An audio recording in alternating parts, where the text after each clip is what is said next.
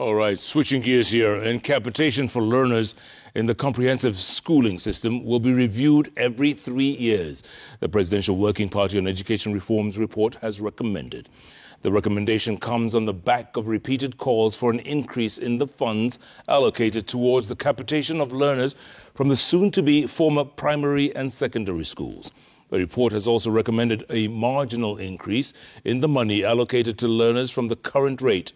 But as our very own Brenda Wanga reports, education stakeholders say the report's recommendations have put more financial resources within their reach.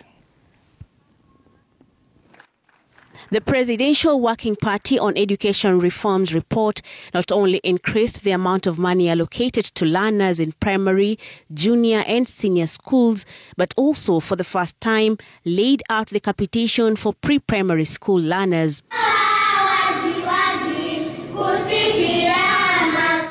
The report recommends that pupils in the preschool receive 1,170 shillings per year. Those in primary school get 2,238 shillings, while those in junior school will get 15,043 shillings, and those in senior school will have an increase of 280 shillings, bringing their total amount to 22,527 shillings.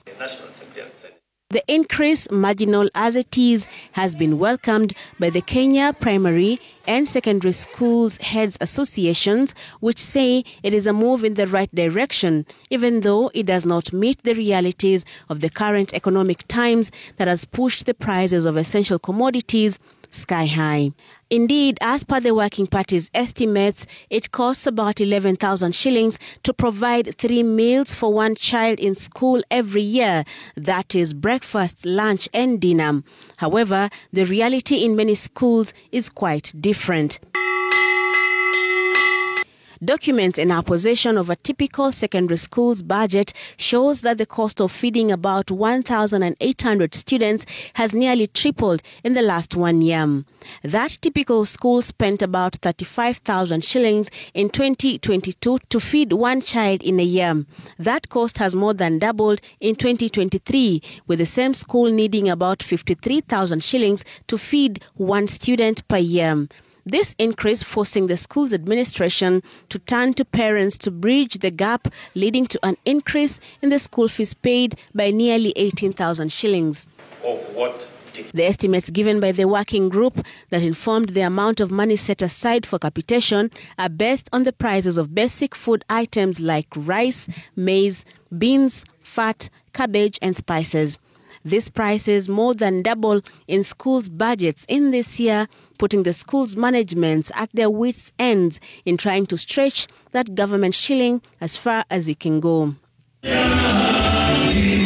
School head teachers, however, say there is a ray of hope in addressing the financing gap contained in the report in the form of the proposed financial minimum essential package that enables schools to operate regardless of the students' enrollment numbers.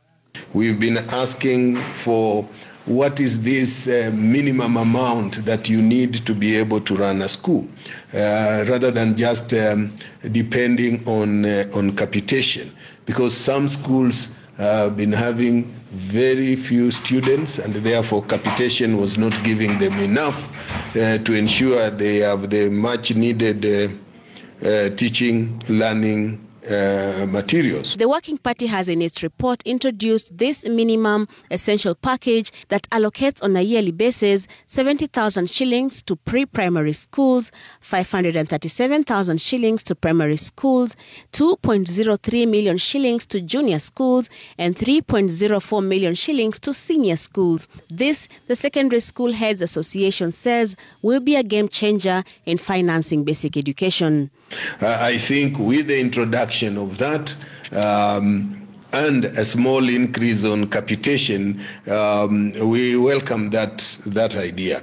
We only need to now look at what pathways the senior schools are going to take and what will be the cost implication based on the learning areas that will be required, the infrastructural needs that are required, and that will be able to calculate the required costs per school. It will vary depending on the